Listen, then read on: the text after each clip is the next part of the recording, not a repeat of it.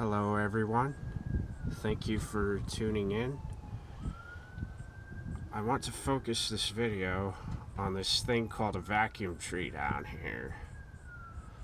I learned today in my 1991 F-250 that apparently some of the ports behind these hoses, like in here, were having some old oil inside the ports, which is not good. So I'm thinking I'm gonna have to take my vacuum tree off and clean it. Now, in the junkyard today, I found a different vacuum tree with the same threads right down here. Now, there's something I want to show you about how to remove this. Right here, an 18mm wrench.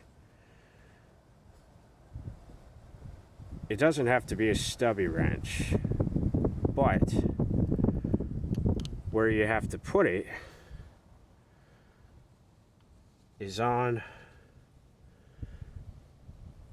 these hexagonal sides right here for it to be able to catch.